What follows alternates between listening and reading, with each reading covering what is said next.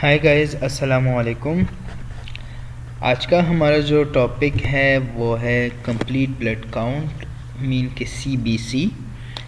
ये लेक्चर जो है ये थर्ड सेमेस्टर एमएलटी और एनेस्थीसिया वालों के लिए हैं, और जितनी भी मेडिकल लैब टेक्नोलॉजी की स्टूडेंट है तो सबको कमांड हासिल होना चाहिए इस टॉपिक पर, क्योंकि ये एक ऐसा टॉपिक है जो कि इंतहाई ज़रूरी है। अगर सीबीसी की समझ किसी को नहीं आती तो समझो कि उसको किसी भी चीज़ की समझ नहीं आती। तो सीबीसी को समझें कि ये हर एक डॉक्टर, जो भी डॉक्टर होगा, वो तकरीबन इस टेस्ट को जो है वो इन्वेस्टिगेशन के लिए ऑफ़र करेगा।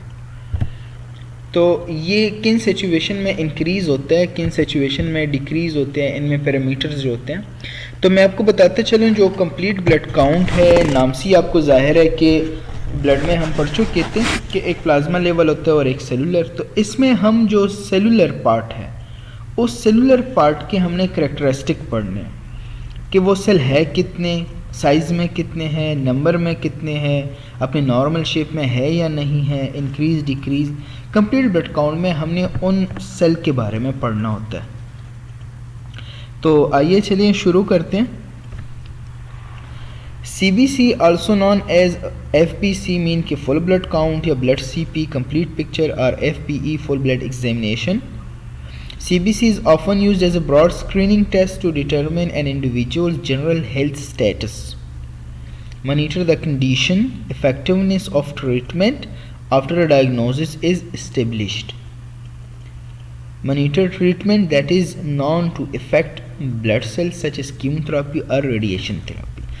तो ये कह रहे हैं कि CBC जो है वो एक ब्रॉड स्क्रीनिंग टेस्ट है, कोई स्पेसिफिक टेस्ट नहीं है। इसमें अब बहुत कुछ ये ऐसे है कि किसी चीज़ को मालूम करने के लिए, डायग्नोस के लिए तो भी ऑफ़र किया जा सकता है। डायग्नोसिस के बाद किसी ड्रग की इफ़ेक्टिवनेस चेक करने के लिए भी चेक कर सकते हैं, ये कर सकते हैं, ऑफ़र किया जा सकता है। इसके अलावा वो इन्फेक्शन है, इन्फ्लेमेशन है, जो कि डिज़ीज़ है, वो कम हुई है कि नहीं हुई, उसको भी चेक करने के लिए यूज़ किया जा सकता है। ये एक ब्रॉड स्क्रीनिंग टेस्ट है, स्पेसिफिक टेस्ट नहीं है। अब मैं आपको इसमें बताते चलूँगा कि इसको ब्रॉड क्यों कहते हैं। It can be used for, आप देख सकते हैं, एनीमिया के लिए यूज़ किया जा सकता है, because red blood cell indices इनमें शामिल है। इन्फेक्शन, इन्फ्लेमेशन, ये दोनों WBC रिलेटेड हैं, एंड ल्यूकीमिया ऑल्सो, सही है। और ब्लीडिंग डिसऑर्डर्स जो हैं प्लेटलेट्स से रिलेटेड हैं। तो ये बहुत सारी ऐसी इन्फेक्शंस हैं या कंडीशंस हैं या डिज़ीज़ हैं जिसके बारे में हमें ये बताता है, डायग्नोस से पहले भी, डायग्नोस होने के बाद भी, ट्रीटमेंट की इफ़ेक्टिवनेस भी, और बहुत कुछ बताता है CBC हमें।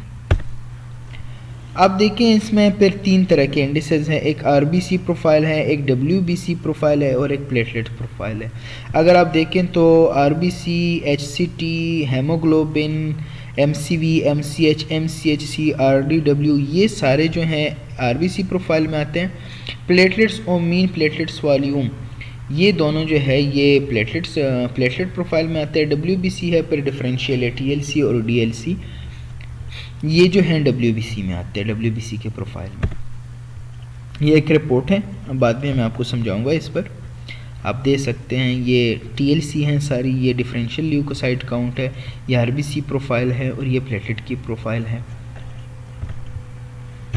तो अभी पढ़ते हैं RBC में, आपको पहले पढ़ा चुका हूँ RBC के एरिथ्रोपोइसिस के लेक्चर में कि RBC क्या है। रेड ब्लड सेल्स जो कि ऑक्सीजन ट्रांसपोर्टेशन का काम है, 33% इनमें हेमोग्लोबिन जो है वो पाया जाता है। इनका काम बस सिर्फ यही है कि ये ऑक्सीजन लेते हैं लंग्स से और टिश्यू में पहुंचाते हैं, और टिश्यू से कार्बन डाइऑक्साइड वापस लेके लंग्स में जो है उसको ड्रॉप आउट करते हैं। तो लाइफ स्पेन जो है 100 to 120 डेज़ है, और ये बाइकन के शेप्ड है, 1.4 माइक्रोमीटर इसकी शेप, इनकी साइज़ है, सही है। व्हेन RBC डिक्रीज, इस कंडीशन को एनीमिया कहते हैं। एनीमिया सिर्फ RBC रिलेटेड नहीं है, हेमोग्लोबिन और HCT रिलेटेड भी हैं। अगर वो कम हो जाते हैं तो उन कंडीशन में भी एनीमिया ही कहलाती हैं। लेकिन ये तीनों आरबीसी, एचसीटी, हेमोग्लोबिन एक दूसरे के कोरिलेशन में है। अगर एक कम होते हैं तो दूसरे पर सिंपल सी बात है कि उस पर भी इफ़ेक्ट आएगा। When increase this condition is called polycythaemia या एरिथ्रोसाइटोसिस। क्लियर है? तो ये आरबीसी के मतलब तो इतना ख़ास नहीं है, जो कि ज़रूरी बात होगी तो मैं एक्सप्लेन करना चाहूँगा। आरबीसी सिंपली हेमोग्लोबिन है। हीमोग्लोबिन के बारे में आपको बता चुका हूँ हेमोग्लोबिन की ही लेक्चर में। इनका काम होता है ऑक्सीजन को ट्रांसपोर्ट करने। इनमें हीम ग्रुप होते हैं जिसमें आयरन होता है। आयरन क्या करता है कि वो ऑक्सीजन को बाइंड कर देता है फिज़िकली अपने साथ, फिज़िकली बॉन्ड बना के, और लंग्स टिश्यू में उसको ड्रॉप आउट करते हैं। तो इनकी नॉर्मल वैल्यू जो है वो मेल में 13 to 17 ग्राम पर डेसीलीटर है और फीमेल में 12 to 16 gram per decilitre. When the haemoglobin level is decrease from its normal, this का एनीमिया मैं आपको पहले बता चुका हूँ। When increase from normal range, this is called polycythaemia. HCT, अब ये जो है इसको ज़रा समझिए। एचसीटी जो है, अगर आप ट्यूब में ब्लड लेते हैं तो जैसे हम ईएसआर का टेस्ट करते हैं, तो वो ब्लड जो है अगर आप उसको छोड़ दे बग़ैर मूविंग के, अगर आप बिल्कुल स्टेसिस कंडीशन में उसको रख दे अपराइट स्टैंड पोजीशन में, तो आप देखेंगे कि जो आरबीसी होंगे वो नीचे सेडिमेंट मतलब बैठ जाएंगे। वो सही है, अपनी डेंसिटी की वजह से उनकी साइज़ जो है वो ज़्यादा है तो वो नीचे बैठ जाएंगे, और जो वाटर होगा, प्लाज्मा होगा, वो ऊपर रह जाएगा। तो ट्यूब में जो नीचे रह जाता है आरबीसी, उसको असल में बोलते हैं हेमाटोक्रेट। अगर सिंपली आप कहो तो आप ये भी कह सकते हैं डेफिनेशन से कि द प्लेस या the volume covered by the RBC, सही है, तो इसको एचसीटी बोलते हैं या पैक्ड सेल वॉल्यूम बोलते हैं। Haematocrit is a blood test that measure the percentage of volume of whole blood that is made up of red blood cells. तो सिंपली सी बात ये है कि मैंने आपको बताया था ना कि सेलुलर पार्ट होता है और प्लाज्मा का पार्ट। तो डब्ल्यूबीसी तो बहुत कम होते हैं और प्लेटलेट्स जो होते हैं वो लाखों में, जबकि आरबीसी को अगर आप देखें तो ये मिलियंस 10 लाख में आता है। सही है, तो ये जो है 10 लाख में इसकी वो आती है, 40 लाख में, 40 लाख 50 लाख में इसकी काउंट आता है। तो इसकी वजह से ये ज़्यादा हैं। तो सेम कि अगर वो सेलुलर पार्ट है तो इसमें सबसे ज़्यादा आरबीसी ही पाए जाएंगे। तो वो पार्ट ऊपर तो प्लाज्मा रह जाती है, जो नीचे सेलुलर पार्ट रह जाता है, उस सेलुलर पार्ट में सबसे ज़्यादा आरबीसी पाया जाता है। और वो वॉल्यूम जो कि आरबीसी ने कवर किया हो ब्लड में, उस वॉल्यूम को बोलते हैं पैक्ड सेल वॉल्यूम या हेमाटोक्रेट वॉल्यूम। और ये मेल में होता है 40.7 to 50.3। ये नॉर्मली आप कह सकते हैं 42 to 55 भी कह सकते हैं, लेकिन सिंपली बस आप कहें तो 40 to 50 आप याद रखें। फीमेल में 36 to 44 हैं, तो फीमेल में आप 38 to 48 याद रख सकते हैं अपनी आसानी के लिए। बहरहाल ये जो है ये एक नॉर्मल रेंजेस होती हैं, रेफर्ड रेंजेस हैं, सब अपने अपने लैब की अपनी अपनी होती है, ज़रूरी नहीं, लेकिन फिर भी आप 40 to 50, 38 to 48 आप याद रख सकते हैं अपनी आसानी के लिए। इसमें ऐसे कुछ ख़ास नहीं है। वो वॉल्यूम, उस वॉल्यूम का परसेंटेज, अगर आपके पास 100 ml ब्लड है, सही है, 100 ml, तो उसमें जितनी ml आपके पास सेल आते हैं, सेलुलर पार्ट आता है, और तो वो आपके पास पैक्ड सेल वॉल्यूम है। उतना वॉल्यूम जो कि आरबीसी ने घेरा हुआ हो तो वो बस पैक्ड सेल वॉल्यूम है। तो ये रोल ऑफ 3 है, और ये सॉरी रोल तो नहीं है, ये रूल है, RUL 3 का रूल है। आरबीसी को अगर आप 3 के साथ मल्टीप्लाई करते हैं तो इससे हेमोग्लोबिन आते हैं, और उसको 3 के साथ मल्टीप्लाई करें तो 45 आता है। ये एक एक्सपीरियंस बेस्ड है, सही है, और ये ऐसे ही आते हैं तकरीबन अगर सेम हो तो, और आगे पीछे इसमें हो सकता है, ऐसे नहीं है कि बिल्कुल जितना आता है 3 के साथ मल्टीप्लाई करें तो वही आएगा, थोड़ा ज़्यादा आगे, थोड़ा बहुत आगे पीछे आ सकता है। RBC volume is measured by MCV। अब ये बता रहे हैं वॉल्यूम ऑफ ईच आरबीसी, एक आरबीसी का वॉल्यूम कितना होता है, सही है। जैसे कि साइज 7.4 था, तो वही वॉल्यूम का बता रहे हैं कि इसका वॉल्यूम कितना है। नॉर्मल वॉल्यूम जो है वो 76 to 98 या 76 to 100। तो यहाँ पर इस बुक में 100 to 80 to 100 दिया गया है फेमटोलीटर, क्लियर है। तो आप 80 to 100 ही याद रखें, वरना 76 to 98 भी नॉर्मल है। तो माइक्रोसेटिक वो होगा, अब ये वॉल्यूम बता रहा है, एक आरबीसी का वॉल्यूम बता रहा है। अगर आरबीसी माइक्रो हो जाएगी, मीन छोटी हो जाएगी, उसकी साइज़ कम हो जाएगी, तो इसको बोलेंगे microcytic. Micro mean small and cytic mean cell, small cell जब आरबीसी अपनी साइज़ को कम करे तो उसको माइक्रोसेटिक बोलते हैं। जैसे कि microcytic anaemia, iron deficiency anaemia is a type of microcytic anaemia. तो इसमें 80 फेमटोलीटर से एमसीवी कम हो जाते हैं। और से macrocytic, macro mean large and cytic mean cell, जब आरबीसी अपने नॉर्मल वॉल्यूम से उनकी वॉल्यूम इंक्रीज हो जाए, this is called macrocytic anaemia and it is more than 100 femtolitre. तो जैसे कि मेगैलोब्लास्टिक एनीमिया, परनीशियस एनीमिया, उनमें हमारे पास क्या हो जाते हैं, एमसीवी इंक्रीज हो जाते हैं। एमसीएच और एमसीएचसी, इसका आप डिफरेंस याद करें, ये बहुत से प्रोफेशनल लोगों को नहीं पता। तो एमसीएच जो है ये एक आरबीसी लें, एक आरबीसी, और उसमें कितना हेमोग्लोबिन है ये आपके पास एमसीएच है। आप सिंपली कह सकते हैं कि आप हेमोग्लोबिन को डिवाइड करें एक आरबीसी पर, सही है। आप हेमोग्लोबिन को डिवाइड करें एक आरबीसी पर, तो जो आपके पास आंसर आएगा वो क्या होगा, आपका एमसीएच होगा। कि एक आरबीसी में सिंपली एक आरबीसी लें, बॉडी से सिर्फ एक आरबीसी, और उसमें देखिए कि कितना हेमोग्लोबिन कंसंट्रेशन है, सही, उनमें कितना हेमोग्लोबिन पाया जाता है, तो वो आपके पास क्या है, एमसीएच है।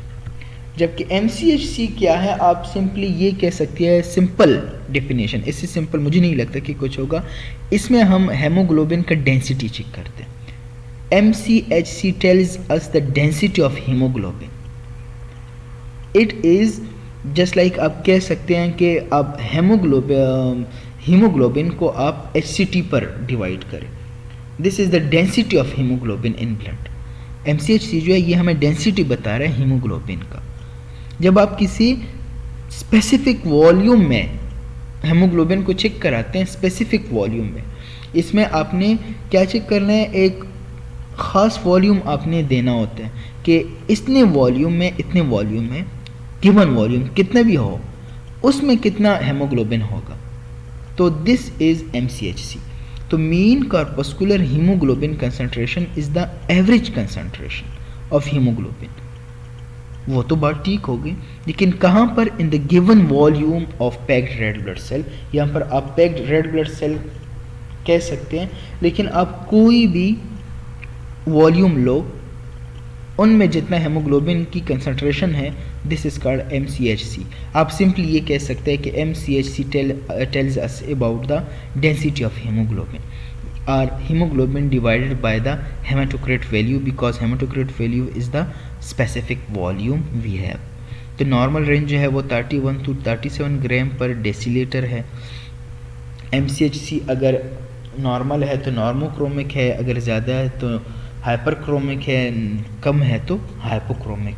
आरबीसी अपना कलर ज़्यादा और कम, मतलब उनका कलर तेज़ होगा या लाइट होगा। तो एमसीएच मीन के एक आरबीसी में कितना हेमोग्लोबिन है, और एमसीएचसी का मीन के एक वॉल्यूम ले स्पेसिफिक, और स्पेसिफिक वॉल्यूम में कितने हेमोग्लोबिन होंगे, सॉरी आरबीसी होंगे, उन आरबीसी में कितना हेमोग्लोबिन होगा। This is MCHC. ये डिस्ट्रीब्यूशन विड्थ है। अगर आप इसको एक तरह से देखें तो इसका मतलब है, सिंपली अगर मैं बताऊं कि एक आरबीसी दूसरी आरबीसी से कितना दूर पड़ा हुआ है, बट ये वाली डिफिनेशन जो है ये पूरी नहीं पड़ रही। आप ये कहें कि रेड सेल डिस्ट्रीब्यूशन विड्थ हमें वेरिएबिलिटी बता रहा है, variation in the size of RBC, कि आरबीसी का साइज़ जो है वो कितना वेरिएशन शो कर रहा है। तो normal red blood cell distribution width तो है वो कितना है, 11.5 to 14.5%, सही है। तो ये हमें बताता क्या है, ये वेरिएशन बताता है कि आरबीसी की साइज़ में वेरिएशन कितनी आई है। सारे सेल एक साइज़ के हैं कि नहीं, बड़े और छोटे सेल इसमें पड़े हुए हैं, सही है। तो ये हमें क्या बता रहा है, variation in the size of RBC बता रहा है। अगर आप पेरिफेरल ब्लड स्मेयर देखें तो high RDW is described as anisocytosis. जब भी अगर आप कोई ऑटोमेटिक एनालाइज़र से हेमाटोलॉजी एनालाइज़र जो होते हैं उनसे आप CBC कराएं, RDW आपको ज़्यादा आए तो आप स्मेयर बना दें, आप फील्ड में देखें तो आपको ज़रूर 2 किस्म के सेल मिलेंगे, आपको 2 किस्म के सेल मिलेंगे। उनकी मॉर्फोलॉजी सेम नहीं होगी, आपको 3 किस्म की भी मिल सकते हैं, 4 किस्म की भी मिल सकते हैं, लेकिन उनकी मॉर्फोलॉजी में फिर मॉर्फोलॉजी तो पॉइकिलोसाइटोसिस भी हो सकती है और एनिसोसाइटोसिस भी हो सकती है, शेप और साइज़ दोनों हो सकते हैं। तो यहाँ इनके साइज़ में मसला होगा, सही है। एनिसोसाइटोसिस जो है वो हमें साइज़ बताते हैं, जबकि पॉइकिलोसाइटोसिस जो होता है वो हमें शेप बता रहे हैं RBC का। इसमें RBC के शेप में कोई मसला नहीं होगा, यहाँ RBC के साइज़ में मसला होगा। तो anisocytosis mean RBC of unequal size. ये जो है इंतहाई ज़रूरी है। वाइट ब्लड सेल जो है, वाइट ब्लड सेल वो वाले सेल है जो हमें इन्फेक्शन से बचाते हैं। तो it is also called leuko mean white and cyte mean के cell, leukocyte mean white cells. White blood cell can help to fight infection, they are also called leukocytes, सही है। नॉर्मल रेंज जो है इनकी हज़ारों में है, 4000 टू 11000। अगर 11000 से इंक्रीज़ होते हैं तो इनको ल्यूकोसाइटोसिस कहते हैं, और अगर कम होते हैं तो ऐसी कंडीशन को ल्यूकोपिनिया कहते हैं। वो जो है अगर आप टोटल WBC की बात कर रहे हैं कि 1 माइक्रोलीटर ब्लड ले, 1 माइक्रोलीटर, या फिर आप क्यूबिक mm वॉल्यूम ले ब्लड का, उसमें आपके पास 4000 टू 11000 WBC आएंगे। अब ये तो ठीक है क्योंकि WBC जो है वो आपके पास न्यूट्रोफिल भी हो सकता है, जीनोफिल भी हो सकता है, बेजोफिल भी हो सकता है, लेम्फोसाइट भी हो सकता है, मोनोसाइट भी हो सकता है, और इसके अलावा इसमें इमेच्योर सेल भी आ सकता है। कंडीशन डिपेंडेंट है, डिपेंड करता है कि कौन सी कंडीशन बॉडी में है भी, सही है। तो ये हज़ारों में आ सकते हैं। अब ये नहीं पता कि न्यूट्रोफिल कितने हैं इसमें, बेजोफिल कितने हैं, एजीनोफिल कितने हैं, आपको एक एक WBC के बारे में नहीं बता रहा। ये TLC इसको बोलते हैं, टोटल ल्यूकोसाइट। बस टोटल हमारे पास जो है वो 4000 से 11000 तक 8000 में दे देता हूँ आपको, या मैं 15000 आपको दे देता हूँ आंसर। तो दिस इज़ कॉल्ड टोटल, कि हमारे पास टोटल इतने हैं। अब अगर आपको इसमें डिफरेंशियल चाहिए, एक एक का अलग चाहिए, तो ये जो है, जैसे कि अगर मैं आपको बताऊं कि क्लास में तो एक क्लास है, वो मैं आपको कहता हूँ कि कितनी स्ट्रेंथ है इसकी, आप बता देते हैं कि 50 बंदे हैं, इसमें 50 स्टूडेंट हैं।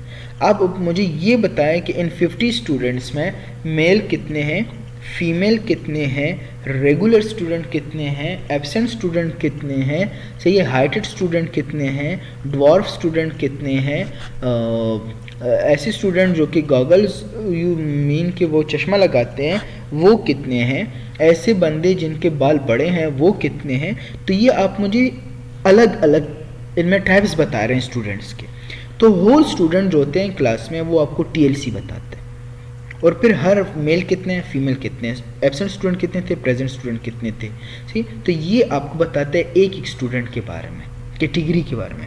तो यहाँ आप न्यूट्रोफिल देके, there are 5 major types of white blood cell which give more detailed information about an infection।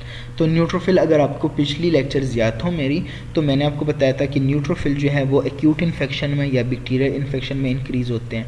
लेम्फोसाइट जो है ये क्रॉनिक और वायरल इन्फेक्शन में, स्पेसिफिकली वायरल इन्फेक्शन में बहुत ही इंक्रीज़ होते हैं। मोनोसाइट जो है, जो कि टिश्यू में जाके मैक्रोफेजेस बन जाते हैं, these are related to chronic infection, chronic infection में ज़्यादा इंक्रीज़ होते हैं। एजीनोफिल जो है ये पैरासिटिक इन्फेक्शन या एलर्जिक इन्फेक्शन में इंक्रीज़ होते हैं, एलर्जिक रिएक्शंस में। और बेजोफिल जो है ये आप एलर्जी कह सकते हैं, एलर्जी रिलेटेड है, लेकिन ऐसी कोई स्पेसिफिक कंडीशन अभी तक बेजोफिल के लिए नहीं है। ये पेपर के लिहाज से इंतहाई ज़रूरी है, ये CBC भी ज़रूरी है, और ये जो इनके नॉर्मल वैल्यूज़ हैं ये भी ज़रूरी है। और इसके अलावा आपसे पूछ सकते हैं कि न्यूट्रोफिल कौन से इन्फेक्शन में इंक्रीज़ होते हैं। All of the following are the condition in which neutrophilia occur, सही है, जिसमें न्यूट्रोफिलिया हो सकती है एक्सेप्ट, ऐसे कौन सी कंडीशन है। आपसे पूछ सकते हैं कि एक्यूट इन्फेक्शन और बैक्टीरियल इन्फेक्शन, एपेंडिसाइटिस और ट्यूबरकुलोसिस। तो अगर आप देखें तो एक्यूट इन्फेक्शन भी ठीक है, बैक्टीरियल इन्फेक्शन भी ठीक है, अपेंडिसाइटिस है वो इन्फ्लेमेशन ऑफ अपेंडिक्स है तो वो भी एक्यूट ही होता है, ऐसे थोड़ी है। और अगर आप ट्यूबरकुलोसिस देखें टीबी तो वो क्रॉनिक इन्फेक्शन है तो उसमें आपके पास न्यूट्रोफिल इंक्रीज़ नहीं आ सकते। ऐसे लेम्फोसाइट का भी पूछ सकते हैं कि लेम्फोसाइट किन इन्फेक्शन में इंक्रीज़ होते हैं, या इन सारे इन्फेक्शन में लेम्फोसाइट किस में इंक्रीज़ होगा, या इन सारे इन्फेक्शन में लेम्फोसाइट इंक्रीज़ नहीं होता सिर्फ एक में इंक्रीज़ होता है, या इन सारे इन्फेक्शन में लेम्फोसाइट इंक्रीज़ होते हैं सिवाय एक के। तो आपसे किसी भी तरह का पूछ सकते हैं WBC, इनके रेंजेस भी पूछ सकते हैं और ज़्यादा और कम के बारे में भी पूछ सकते हैं। ये कुछ टर्म है, देखो न्यूट्रोफिल अगर इंक्रीज़ होते हैं तो न्यूट्रोफिलिया, अगर डिक्रीज़ होते हैं तो न्यूट्रोपेनिया, और लेम्फोसाइट जो है अगर ये इंक्रीज़ होते हैं तो लेम्फोसाइटोसिस और कम होते हैं तो लेम्फोपेनिया। बाकी जीनोफिल, मोनोसाइट, बेसोफिल ऑलरेडी ही बहुत कम मिकदार में पाए जाते हैं, तो इससे कम जो है वो होते ही नहीं है, तो इसलिए इसको जीनोफिलिया, मोनोसाइटोसिस, बेसोफिलिया अगर इंक्रीज़ हो जाते हैं, लो हो जाते हैं तो इसके लिए कोई स्पेसिफिक वर्ड यूज़ नहीं करते। प्लेटलेट्स तो आपको पता ही होगा, हम कल नहीं परसों वाले लेक्चर में आपको बता चुका हूँ प्लेटलेट्स का, कि प्लेटलेट्स का काम क्या है कि ब्लीडिंग को स्टॉप करना। तो प्लेटलेट्स जो है ये मेगाकार्योसाइट के क्या है, पीसेज है, उसके साइटोप्लाज्म के पीसेज है। और ये हम किस लिए करते हैं कि how many platelets you have in your blood, कि आपके ब्लड में पर माइक्रोलीटर के ब्लड में या आपके ब्लड के mm³ वॉल्यूम में कितने प्लेटलेट्स प्रेजेंट होंगे। तो प्लेटलेट का काम क्या होता है, ब्लड क्लॉट करना। They are smaller than red or white blood cells. Smaller mean के इनका साइज़ छोटा होता है, 2 to 5 माइक्रोन है, जबकि RBC जो है वो 7.4 माइक्रोन है एवरेज। और अगर आप WBC देखें तो WBC जो है वो 9 माइक्रोन, 8 माइक्रोन से लेकर 17 माइक्रोन तक उनका साइज़ है। नॉर्मल रिजल्ट देखिए 150,000 टू 400,000 450,000 तक पर माइक्रोलीटर जो है ये इनकी नॉर्मल रेंज है। अगर कम हो जाते हैं तो इसको थ्रोम्बोसाइटोपेनिया कहते हैं, इंक्रीज़ हो जाते हैं तो थ्रोम्बोसाइटोसिस कहते हैं। लेकिन क्लिनिकल मैनिफेस्टेशन जो साइन होंगे या सिम्टम्स होंगे वो कब अपीयर होंगे कि जब प्लेटलेट्स जो है वो 20,000 से कम हो जाते हैं। वैसे तो 50,000 में आ जाते हैं तो फील होना शुरू हो जाता है और यह डेंजरस सिचुएशन है, लेकिन जब तक 20,000 से कम नहीं होता तब तक कोई विजिबल या नेक्ड ब्लीडिंग जो होती है वो नज़र नहीं आती।